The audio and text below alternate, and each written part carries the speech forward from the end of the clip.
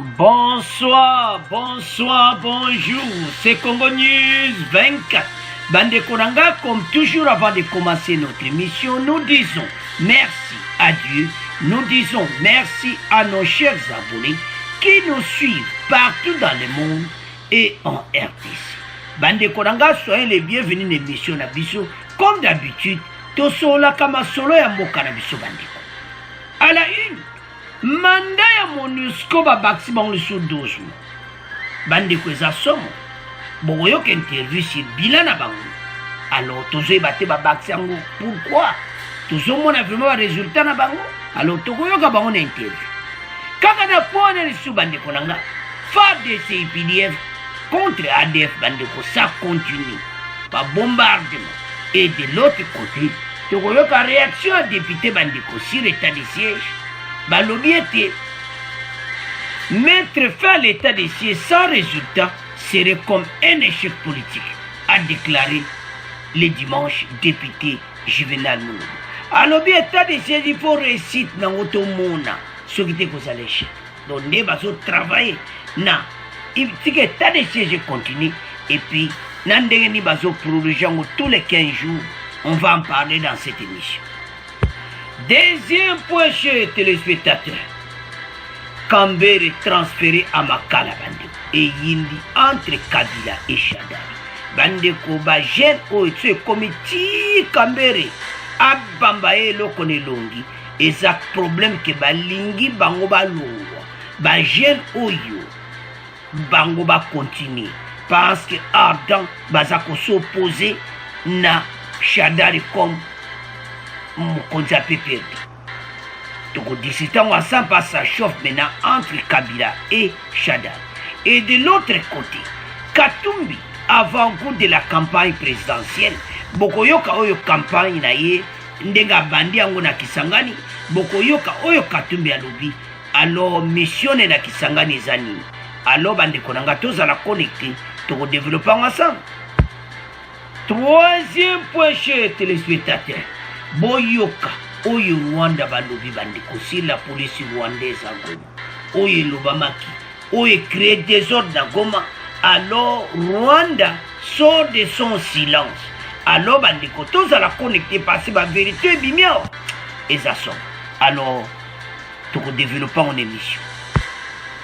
Alors bandeko rangai émission na biso bandi comme d'habitude et comme temps autre sur la kabandeko masolo ya mboka. Bandeko ça chauffe dans cette émission. Déjà premier point déjà Ezer Kuyinda parce que MONUSCO babakisi bango 12 mois. Alors, on va commencer cette émission avec situation ya MONUSCO après tout le cas. Na oyo ya opération conjointe FARDC UPDF et puis toyoka ba réaction ndenge ndenge. Alors la première point MONUSCO bandeko. Nous allons introduire Kezaki demandé par la France. Question Basakotuna. Pourquoi France a Sengiba Baksa Idane? Bandeko MONUSCO batika ko salelo mota bien na mboka na biso. Kovana mo pana ina newana tozoyebati. 12 mois de plus pour la MONUSCO pour accentuer les opérations avec les FARDC dans le nord-est.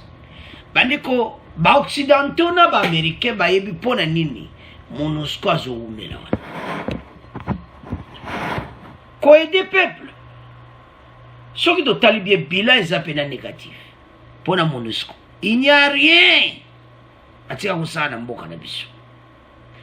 Mais tozako kamwa France a rédigé un document va accélérer en haut et puis va approuver en haut parce que le délai c'était le 20 décembre.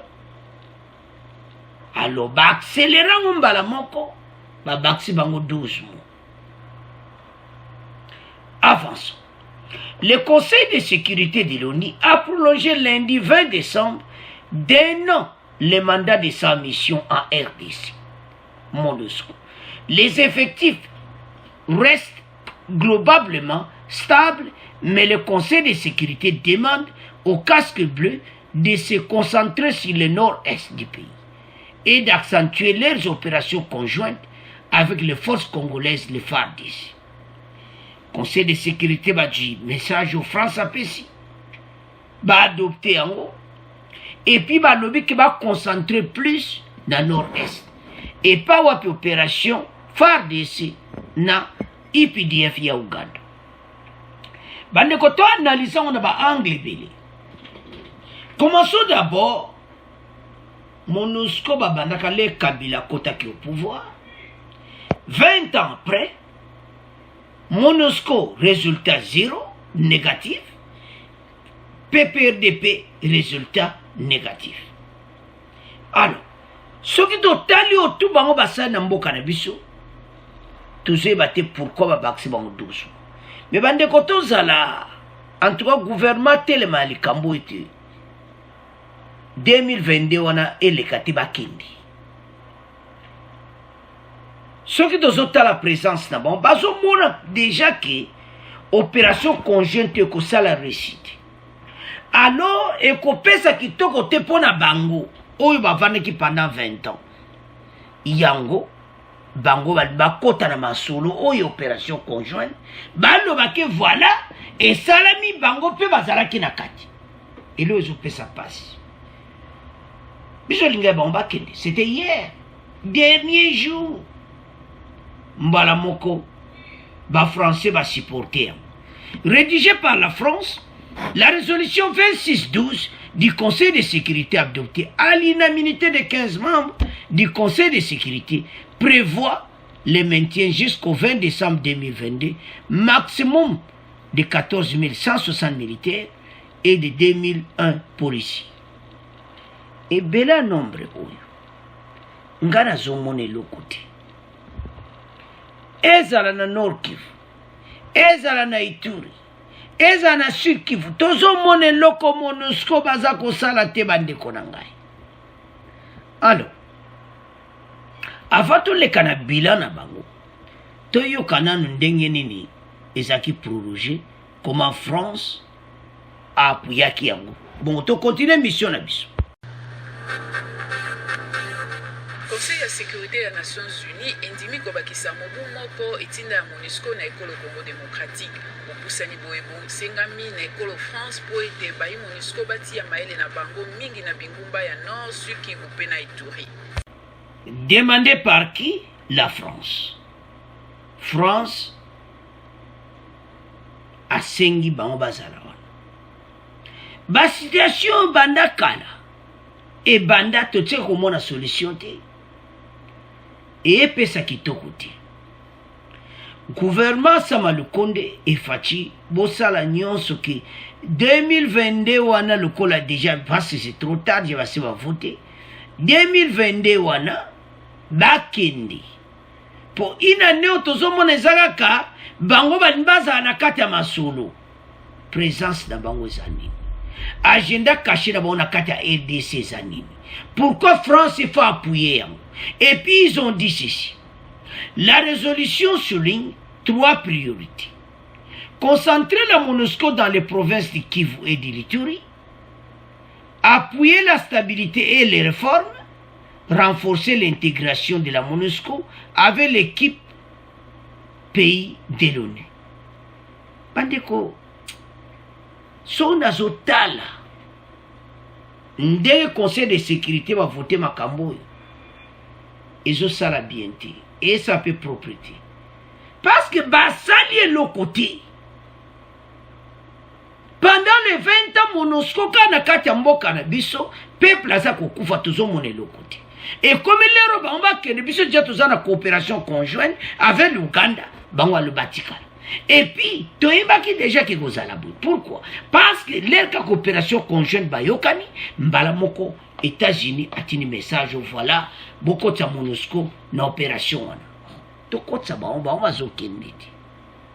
Toyeba ki bako prolonger mandat na ba. Bayebi oyo pourquoi bavandaka wana.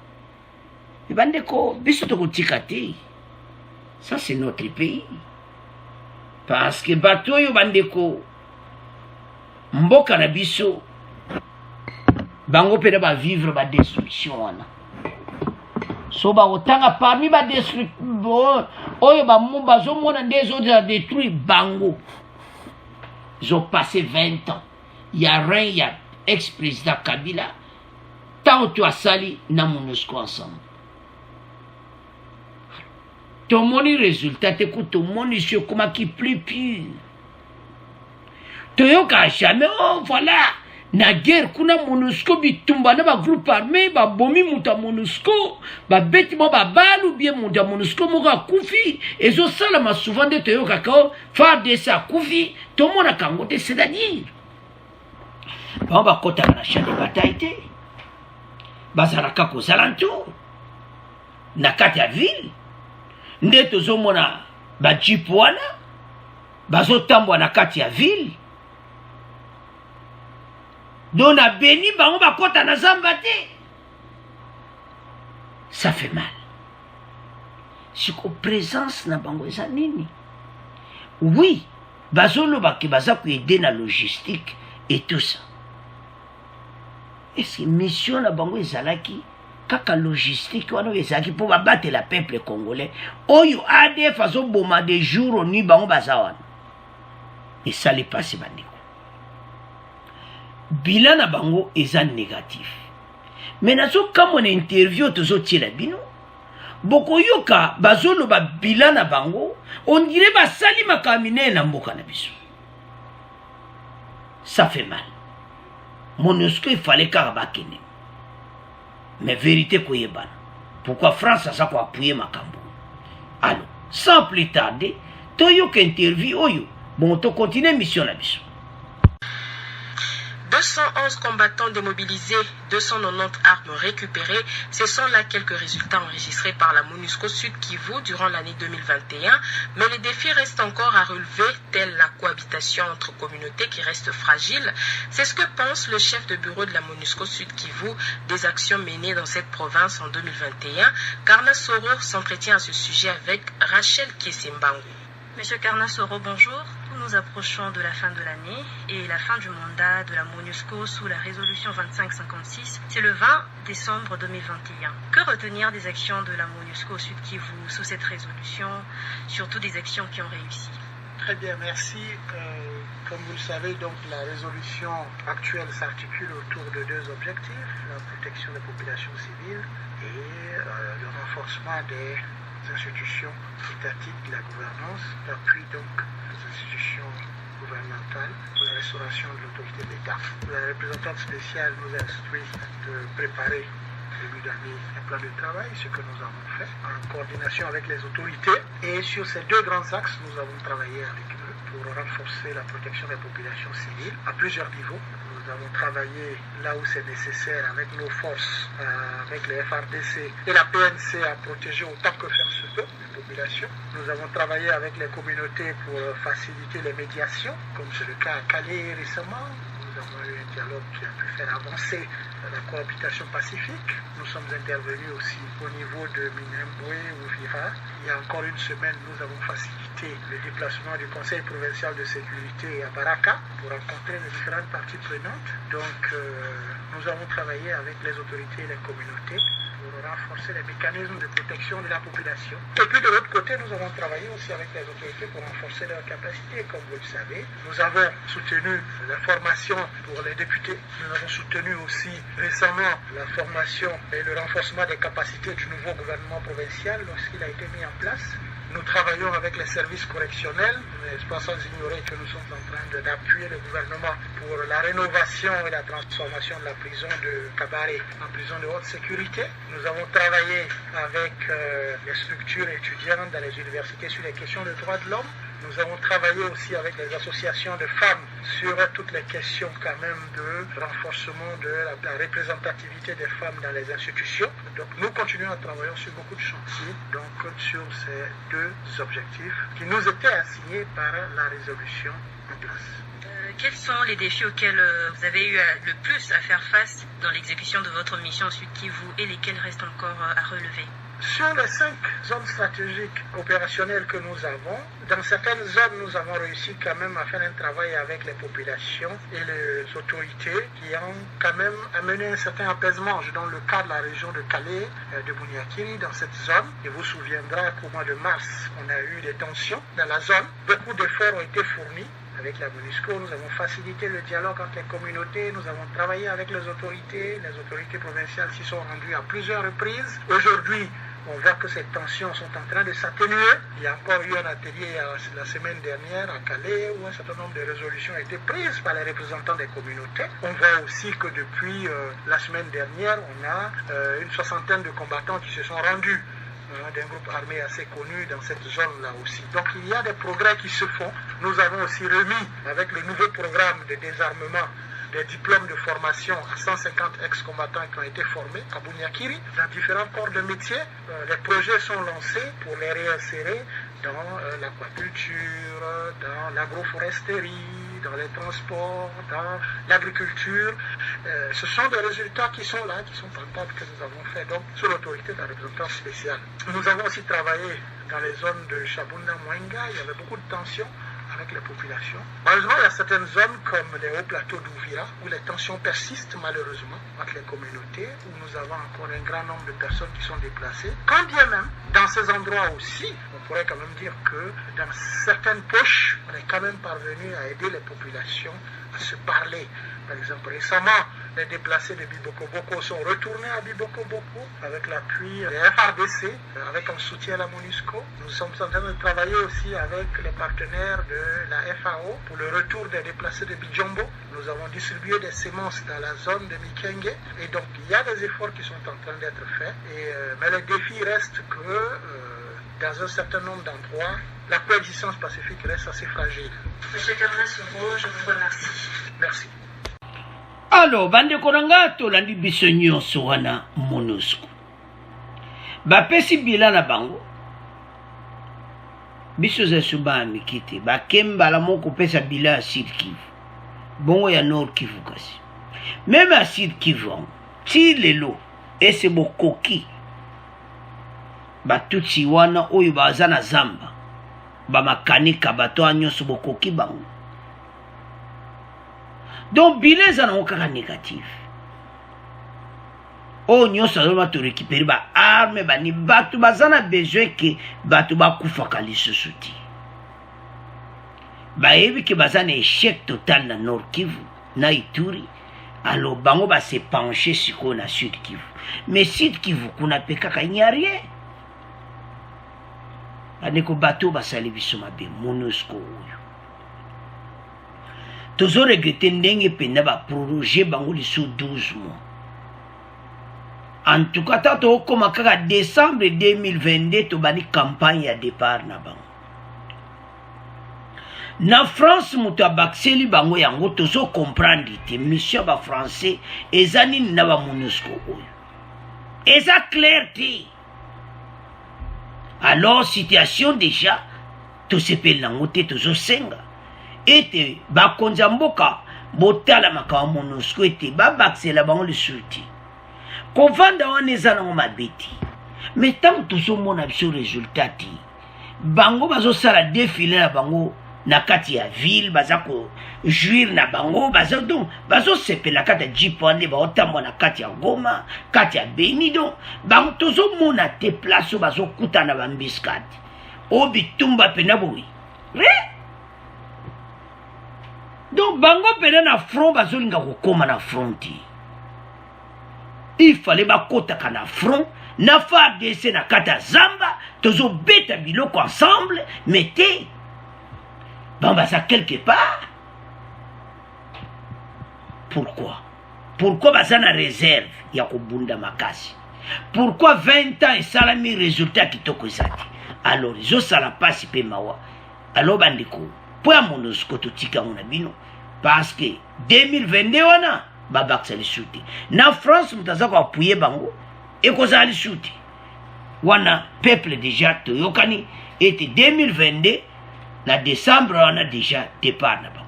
Alors tout qu'est-ce qu'on a point il y a FARDC IPDF contre ADF bokoyoka réaction ya député bandeko sur l'état de siège.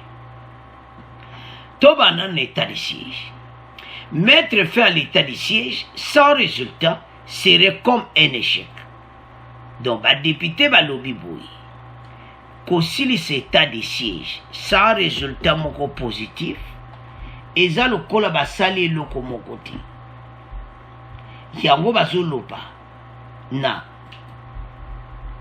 ba peuple congolais eti malamu résultat oyo na opération conjointe état de siège basilisa masolo ya ba ADF na ba groupe armé kune koma kimia wana nde peuple siko amoni ki réussite. Juvenal Monubo réagissait aux nombreuses voix qui s'élèvent actuellement pour fustiger de nombreuses prorogations de l'état de siège au nord Kivu et à Ituri, alors que les rebelles ADF et d'autres groupes armés dans la région sont toujours aussi actifs. Il y a ce moment où on connaît Moussouba député, la réaction à Batebele, Nabandoki à Congo, oh voilà vos projets état de siège pour la Nini. Député le mais ce qui te casse yango les échecs. Il faut pas continuer à tina souka. Le corps de opération conjointe et salami va avancer nango. Alors, pour s'en sortir, la proposition est simple. C'est l'application des recommandations du rapport d'évaluation de l'état de siège, l'évaluation qui a été faite par la commission de défense à l'Assemblée nationale. Et dans ces rapports, on trouve beaucoup de recommandations à t'y recommander.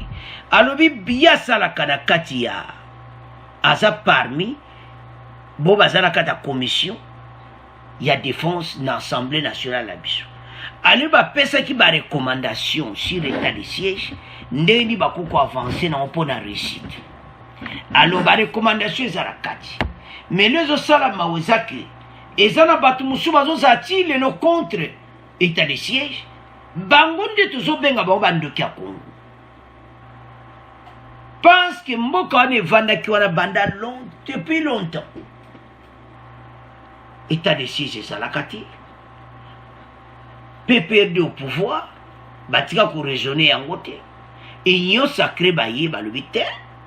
Tout ça état de siège. La volonté. L'accès pour ce peuple à cause souffrir de sous-boïti. Mais baso kabo bande comme que de nombreuses voix s'élèvent actuellement pour fustiger de nombreuses prorogations dont des baso proroger ango. Alors ce qui bongo, botiaka ka loi au lieu de proroger ango les 15 jours, botiaka loi que vandi wana pona libela. Ti makamona SND Chama Kabunda Lubaki. Pas état de siège créé qui peut être insécurité. Donc état de siège peut kolongwa. Mon insécurité pour ça nini et kosila. Message et yokani. Et ça l'endengwana. Alors, toyoka député, bon to continuer mission là-dessus. Madame, Messieurs, bonjour. Ouvrons ce journal par cette déclaration dimanche à Goma du député Juvenal Monubo, élu de Walikale au Nord Kivu. Il estime que mettre fin à l'état de siège sans résultat serait comme un échec politique. Ce député membre de la commission défense et sécurité de l'Assemblée nationale réagissait ainsi aux nombreuses voix qui s'élèvent actuellement pour fustiger la multiplicité des périodes de prorogation de l'état de siège au Nord Kivu et en Ituri, alors que l'ADF et d'autres groupes armés de la région sont toujours aussi actifs. Juvenal Monubo ajoute que sans la mise en œuvre des recommandations de la commission dont il est membre, le gouvernement risque de travailler en vain. L'élu de Walikale est au téléphone de Jules Ngala. Mon point de vue, c'est que mettre fin à l'état de siège sans résultat, ça serait comme si c'était une sorte d'échec politique. Alors, pour s'en sortir, la proposition, elle est simple. C'est le rapport d'évaluation de l'état de siège, l'évaluation qui a été faite par la commission de défense. Et dans ces rapports, on trouve beaucoup de recommandations, notamment les changements de la chaîne de commandement, notamment la ration qu'il faut assurer aux militaires, les soldes, les équipements. Je crois que si on applique ces recommandations-là, il y aurait moyen de capitaliser la prorogation actuelle et d'arriver à des résultats. Mais si on n'applique pas ces recommandations, on ira de prorogation à prorogation et ça donnera l'impression qu'on s'enlise. Alors, bande konanga tolandi biso nyonso wana député Juvenal Mounoubo. Réagissez aux nombreuses voix qui s'élèvent pour l'état de siège. À l'état de siège, c'est aussi la boïté sans résultat. Serait comme un échec politique. Il faut continuer. Bande qui a Congo va se séparer. Bande ko présence ya et il y a gouverneur militaire mi balé bomoni ba vandiwana ndima na luboya et c'est important. Il faut état de siège continuer malgré opération conjointe ça. De toute façon baton peut basaka contre nyonso. Basa contre état de siège, basa contre arriver à l'armée ougandaise alors que va expliquer que peuple est très bien. Bande ko to tia le passé musika. Le passé wana nde yango nde makambo ambalo ekubonga. Ozomona armée ougandaise ba ye penda na volonté. Bande ko ba frappe zo salama, musale zo salama. Alors, tika état de siège vanda ensemble nos opérations conjointes tokomona ba résultat kitoko. Bando kia Congo botika eza malamu te botelemeli makambo na ndenge moko soko otali ezosala pasi na mawa tozokende wapi. Congolais likambo a bien oleki basala ba analyse mais te oh présence ougandaise à EDC oh mec tala présence ougandaise, nous avons ennemis moko commun. Kaka les mêmes batinde boyo qui député à Zolobaki. Toko état de siège des à l'échec. Il faut continuer. Je me souviens, Jean-Marc Abunda Lobaki, basala qui état de siège pour insécurité si là. Tant que l'insécurité reste toujours, état de siège qu'on continue. Et Zaya Koyinda, et si yindi une mission. Bande ko ça clair. Alors, bande ko fort des Sénat armée ougandaise bazo sala musala. Moto zo pela. Ba bombardement. Donc au moins on appelle que ADF a des bandas bazane sur un siège fixé. Ba comme ko kima zamba forêt équatoriale partout. Déménagement. Place aux bombes kweba panzani. Place aux bombes kweba panzani. Tiba okanga bango nyonso. Ils seront tous aux arrêts. Bande konzamba lingi RDC. Soki ba ADF bazako tia ba bombe na Uganda te Uganda lingaka yati.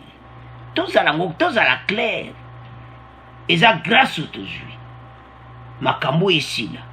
Et puis bon voisinage à Fassi na bateau basala e mabi. Oleka za na kanda na bango aluki te ya luki na ndinga kimia na bango.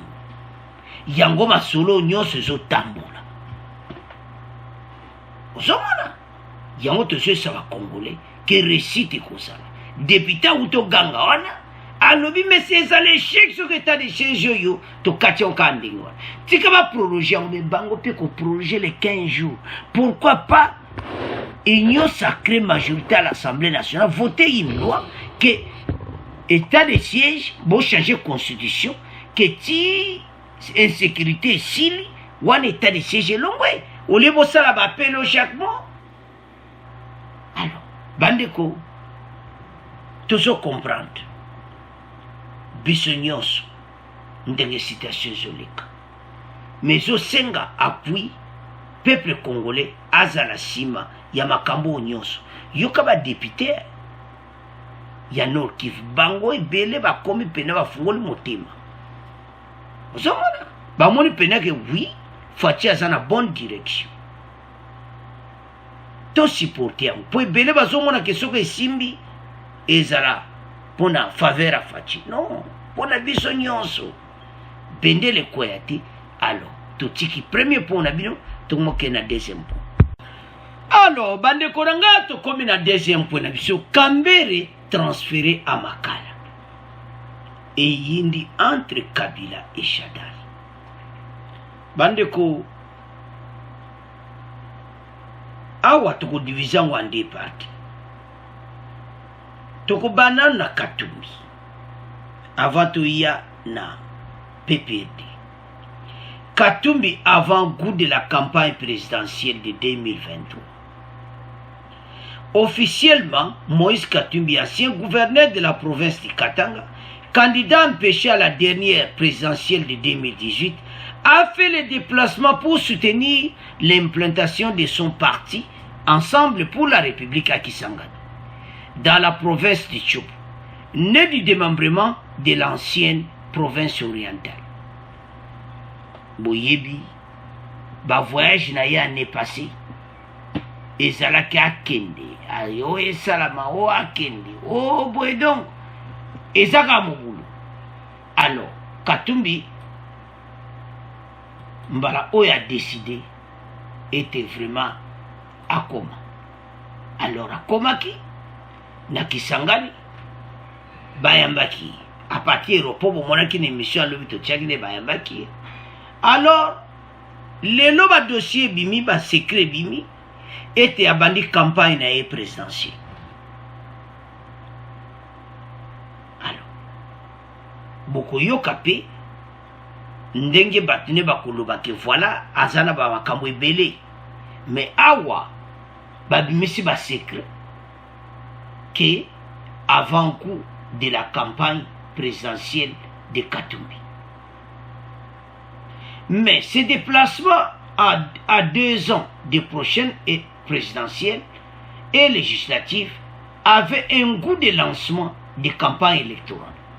Un marathon, l'homme d'affaires, Bandeko, Oto Yebike, na 2018, Makope Simbagite, qui fut interdit de rentrer dans son pays la veille de la présidentielle de 2018, n'a visiblement pas d'envie de voir se répéter ce scénario. Katumbi veut déjà marquer le terrain et se présenter aux futurs électeurs. Ah, balobi, que yé, aïe, et pas ma futur électeur à Kisangani.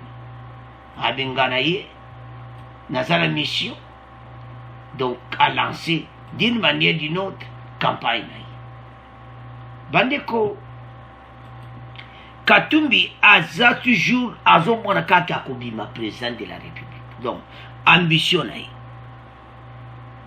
Mais azobosana makambo ebele. Keba Congolais, bazali sous naïveté. Oya yebaki. Peuple wana telemi wana, la réaction na bango, eza mitigé. Peuple wana nyonso aye wana, avec l'espoir que yaya, peut-être à côté de moi quelque chose, donc, hein, vous comprenez, gars. Mais, exactement que, ndenge baye bango nyonso ba voter kato. Congolais ça évite tout. Bande ko mama comme belé les gars qui na mikolo les gars ko. Yombo ba Katumbi ba fashaki makasi. Eza déjà tâche moko na candidature à Katumbi. Makambo to elegaki na union sacrée. Na ya gâteau na union sacrée. Na oyo ya Luachani.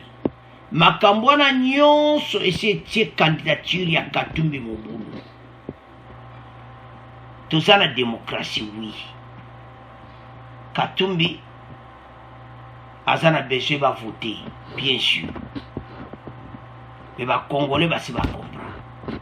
Alors toyoka ndenge batune ba koloba bongo to continuer mission na biso. Le conseil juridique de cette plateforme l'a annoncé officiellement hier à la presse à Kisangani. Maître Faustin Batongo précise que l'agenda de Moïse Katumbi prévoit notamment le lancement officiel de son parti Ensemble pour la République et bien d'autres activités. Mais qu'est-ce qui explique le choix de la ville de Kisangani?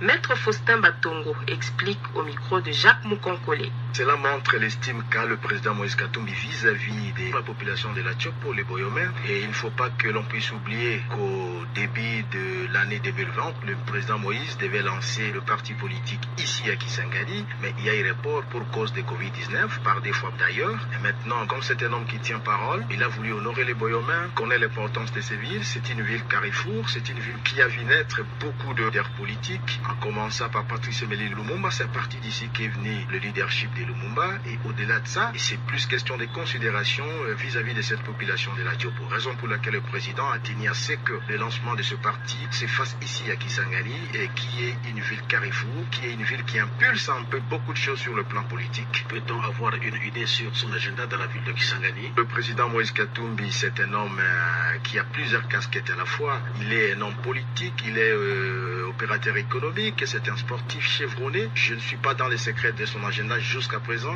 mais je présume, à mon humble avis, qu'il sera en contact avec la population, et la population aura à lui soumettre certaines situations, certains problèmes du milieu, et c'est à lui au fait de tirer des conclusions par rapport à ce que la population aura à lui dire. Alors, bande konanga tolandi conseiller naïe oya utoloba wana, donc batuya ensemble pour les changements. Bandeko azaki clair, agenda naïe za makambo ebele, aza en même temps opérateur économique, donc homme d'affaires, businessman, donc aza makambo naïe ebele. À lui, ça ne va pas manquer que la population, baza ba problème, ba expliquer panaye, à résoudre quelques problèmes. A tiepeli konda, a bon si pe makambo susu kuna, mais objectif naye, ndenge ba komiona, Katumbi, a yipo a implanté parti naye, et puis pe a aidé la situation mususu o ezana Kisangani. Et pourquoi Kisangani? Balobi Kisangani c'est pas wapi pe Lumumba lekaka. Alors Katumbi pe amoni ki abana campagne na ye na Kisangani. Donc akotia libaya na ye. Alors toke siko na libaya. Libaya siko yazana kati union sacrée. Situation Katumbi ekoko s'explose, ekoko créer lisusu mobulu na kati union sacrée. Parce que na kati union sacrée bakokoma siko na ba candidature ya Fachi na ya Katumbi. Donc c'est ça le problème. Mission na ya zana problème, ya za besoin que candidature na ye il faut yokana. Siko ekosuka ndenge ndeni. Alors bandeko. Donc ce qu'on tali bien, ya za l'espoir. Était vraiment akobima président de la République, akotia l'arnage. Mais azobosa ke ba Congolais baza sous naïveté. Ba Congolais qui sangana opesi no lar o aider no bango. Mais ba obosa na te bazo kanisa kaka. Ah. Banda kalawana. Ba problème na biso kutoana ngwao. Ba résoudre biso ngote donc. Na l'ère à campagne. Eza l'ère oyo lar ebimaka. Je crois bien que l'art n'est angé. Mais les Congolais, bayebi. Bandeko, Katumbi makamunyo se uta ole kabandu achani ba makabu ibele. Et tiaki pena moi trajectoire ne mobu. Mais il y a un espoir que un jour, akobima présent RDC. Mais, na 2023, en tout cas, na limité. Mais, tous la démocratie, achalibaya, mais, toujours mon toi sûreté vraiment que na 2000 yé pena pont libaya masoro pe betami na 2023 abimi nazana moi doute na ou pourquoi na événement nyonso sele kibandeko tala ba Congolo aussi oyeba ba lisuwana te bayebi ke to ana besoin mboka oyo ekoma tozonga suba ba campagne pambati. Ozomona problème yango wana. Alors balingi sikoyo mboka oyo to vivre makambo bien. Ba promesse eza ou eza conseil réalisé. To comme na 21e siècle la technologie. Alors to tiki pour Katumbi na maboko na bino. Donc to ozela kaka libaya na kati union sacrée tête à tête Fachi na Katumbi. Alors ekozala ya kuinda. Alors, toke sikoyo na Kambere. bandeko Kambere transféré à Makala et yindi entre Kabila et Shadari. Bandeko nakati ya PPRD FCC bazana problème. Somo batu babundi boye. Situation za mugulu. Yao bandeko ebele bazoloba. Est-ce que baza soutenu?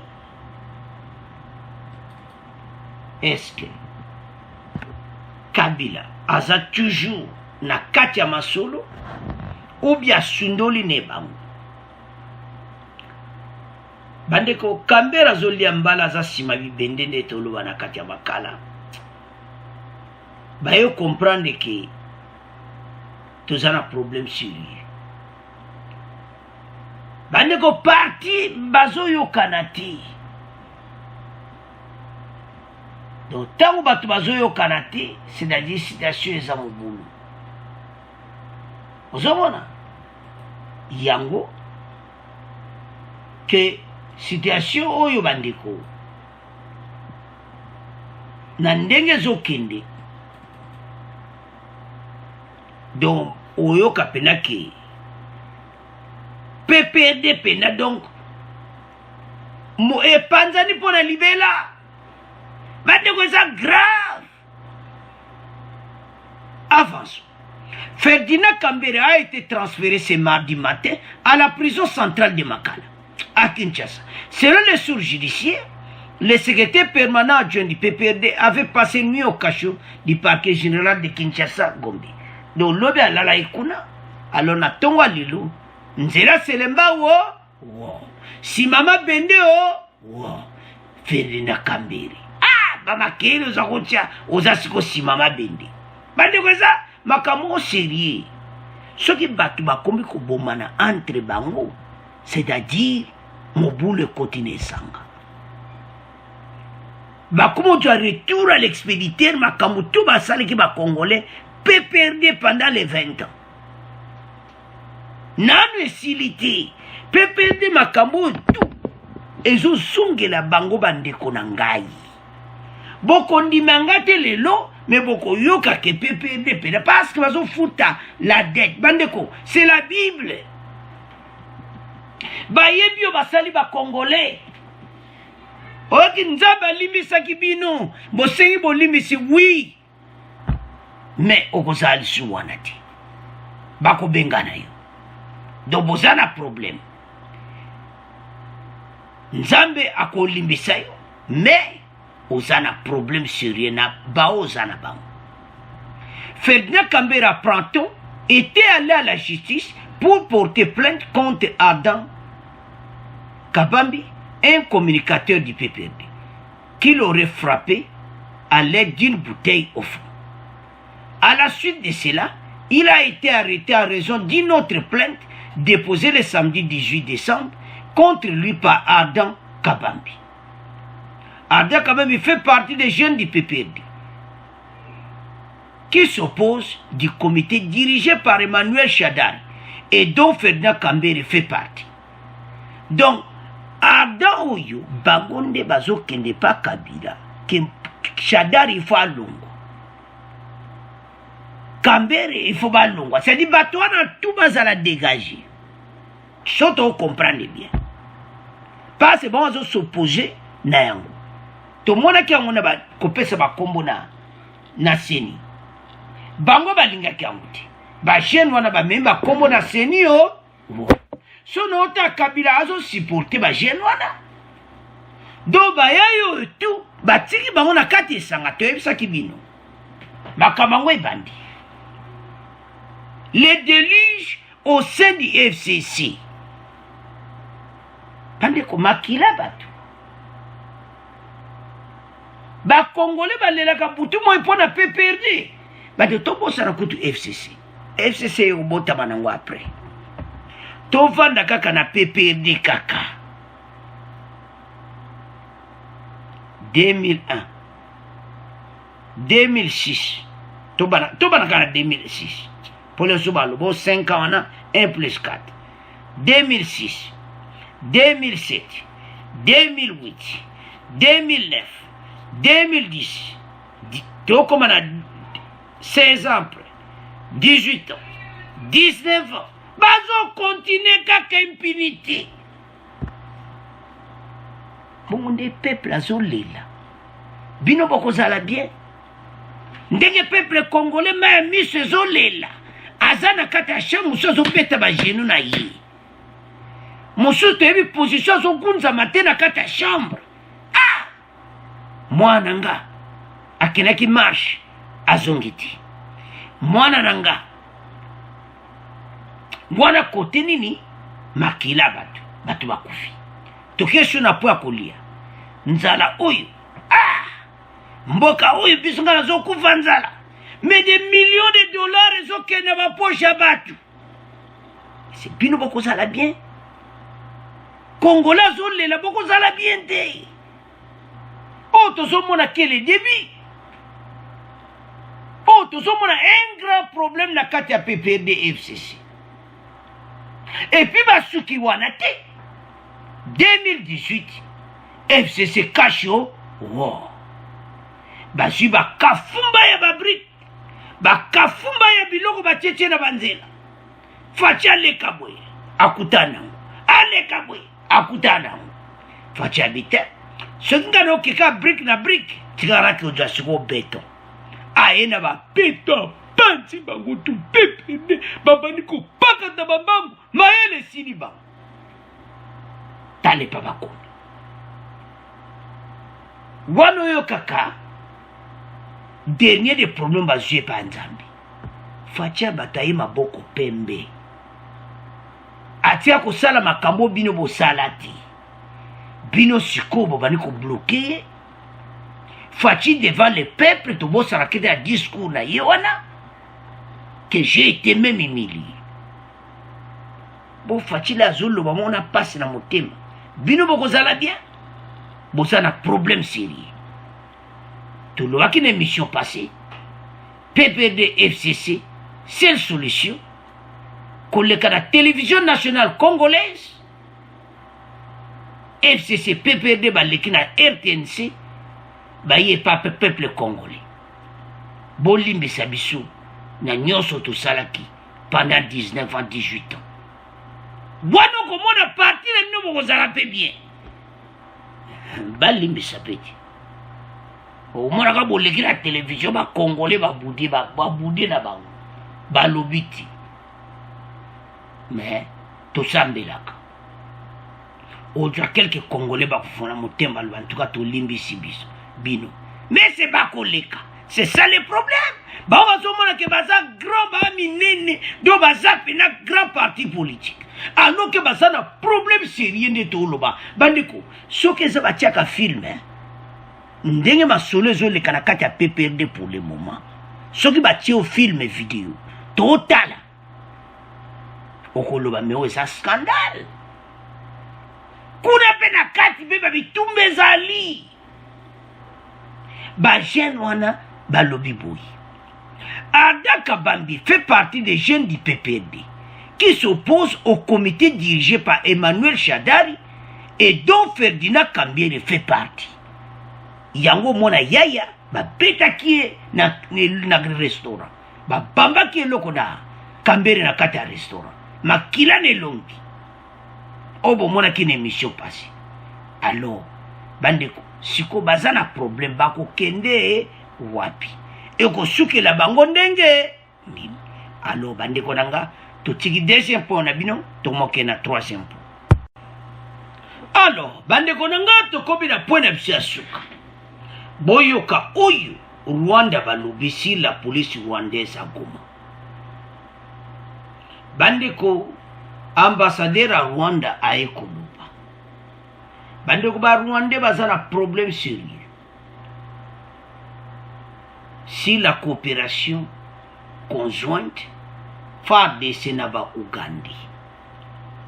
Rwanda na Uganda bayoka na kati.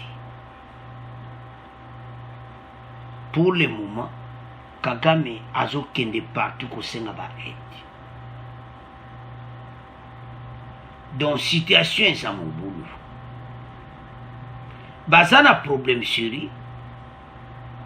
Parce que ba moni pena que ça chauffe. L'ambassadeur du Rwanda accrédité en République démocratique du Congo, Vincent Karega, a pour la première fois communiqué au sujet d'un protocole d'accord pour officialiser la coopération bilatérale transfrontalière dans diverses questions urgentes de maintien de l'ordre entre la police nationale de son pays et celle de la RDC signée en date du 13 décembre. Alors, il y a un minimum protocole, il y a un grand pays, il y a une région, et ça te qui bango bakoye panabiso. Nous sommes là. Alors, bango bazana problème sur lui. Ce que bazoye bate eloko nini bakosala. Bazoye bate nini po basala na dossier oyo. Et ça problème moko très très sérieux oye li bango.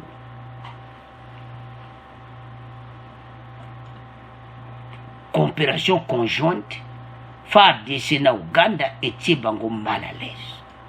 Parce que bango na Uganda bazoyo kanate. Siko Uganda azana kati na mboka na biso na côté les deux frontières à nous Ugandaises bazana kati. Baza mal à l'aise. Alors, ce qui s'était passé à Goma, il y a soulevé un.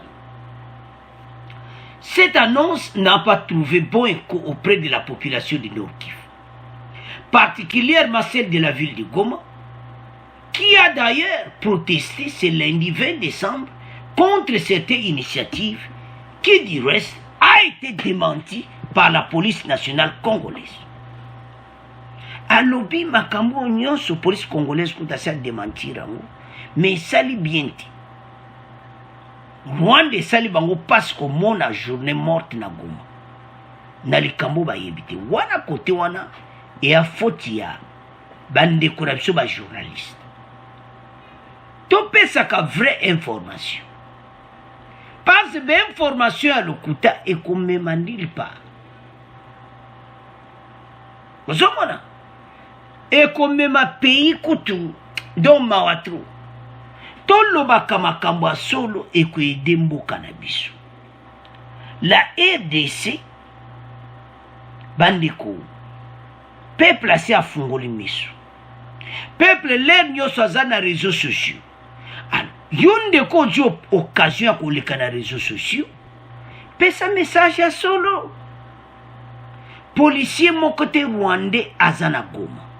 Policier mon côté rwandais ou bien misoda rwandais kuna na mboka na biso. Mais bango pesa li bango passe. Mais bango bazana problème. Oyo biso ba congolais belé tozo yebati. Fixant l'opinion à cet égard, Karega a rassuré qu'il n'y a aucune raison d'une présence policière rwandaise à Goma, chef-lieu du Nord Kivu. A lui biso to memingambo. Mutu mo côté azakuna. Bandeko, tout ça le faux. Même Patrick Mouyaya l'avait dit na conférence na briefing où les gars qui lobby. Ay média bo sa makasi na ba fake news. Ezo tia mubulu tala. Un policier a koufi. Yom to pesi message à l'okuta. Tala désordre salame na Goma. Botala nzina. Pesa vrai info. Alors, tant que ce qu'on a ba Rwanda. Ils ont tout nié. Parce que par exemple, balobaki nyonso. Il n'y a ni police ni armée rwandaise à RDC. Il n'y a aucune raison d'une présence à RDC. Bah, il y a une position à Bissou. A déclaré l'ambassadeur du Rwanda à RDC. Il rappelle par ailleurs que les projets antiterroristes régionaux sur IAPCO ne sont pas encore effectifs en RDC à ce jour. A dit opération à Koutunano et pas à Bissouezati. Il n'y a qu'une frontière pour lutter contre bateau Bassamabe, Babinan Koutbasalam. Mais le problème est ça aux amis. Rwandais, il faut que les Congolais, les CPLK déjà tena où il est cas dans le passé. et puis balingi liso répété baotika ta seconde et l'on est poussé mamakambo tuna ba fake news. C'est parce que ba signé ba contrat wana ya EAPCO o ya ba pays ya este o nyoso a Grand Lac et te ba lutter na ba frontière contre makamamabe. Tant ba signé yango opération ne ko salama mais nanu e banditi mais ate ke baya na sol congolais po bango ba yi position na biso soko tali ambassadeur Rwanda ndenga zoloba ke zate loko moko te ayebi bande ko Rwanda ba yebi ki soki biso te moko tia makolo na biso na kati ya RDC bamoni biso peuple nde mutu akolanda bango na mabanga bayebi na bango bien bamoni déjà oyo eza sa signal makambo so esalamaka mpe epesaka mpe lere moko epesi mpe moto kote na bango bazobanga. Alors bango baza na ide moko boye na nsima nango baza na baagenda caché selon police na biso basinyaki na bango kaka mpona kolite na frontière na makambo oyo mais bango baza na baagenda caché na bango ozomona agenda caché na bango eza nini baza na problème na Uganda bazoyokana te présence ougandaise epa na biso eza kochauffe bango na ndenge ya moke te bango bazomona kaka ke ngai eske Uganda kokopere na FDLR te barebele Rwanda baza na ADC soki bakopere na bango nani amemaki bango nani akende kotia bango na kati ya ADC eza problème ya bakongole te eza problème na bino na Uganda me toboyi na kati ya mboka na biso babitumba esalama ozomona c'est ça le danger oyo na makambo nyonso mais na point oyo bandeko bakongole balaksi mpe na cu barwandais bic rouge donc tomoni yango tolwa na émission toza koencourager les maltais que voilà toyina bango makambo toloba nde oyo mpe na réalité parce que le passé ezalaki mabe congolais moko te akosepela amona un rwandais na kati ya mboka na biso o policier rwandais non armée rwandaise non ekosalama te mpe ekotika kosalama te même Fachi moko ayebi position ya bakongole soki andimaki armée ougandaise ayebi parce que ya kuna raison ezali ennemi commun siko bango epa biso baosala nini eske ADF aza koatake na mboka na bango rien. Alors c'est ça le problème. Alors makambo oyo bandeko enyingisaki mboka barwande mpe bakomobanga bakongole bamoni pendako karega penda lobi cette annonce n'a pas trouvé bon écho auprès de la population du Nord Kivu, particulièrement celle de la ville de Goma, qui d'ailleurs protestait ce lundi 20 décembre contre cette initiative qui reste a été démentie par la police nationale congolaise. Alors que biso to kende ikunate. Donc déjà ça signale pas na banki na mboka na biso ko mekati. Ce qui bon meki ekoyinda. Donc ba moni pena. Voilà.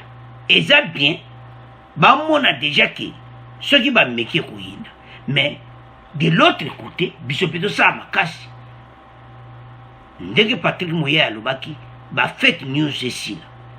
Tout le bas o eza solo pour peuple à joie comme la vérité à mon ba preuve à qui peut partager dans les réseaux sociaux et puis c'est flou mboke zoke liboso. Alors bande konanga c'est à ce point donc comment clôturer émission na biso bon abonner massivement bon partager au revoir à la prochaine.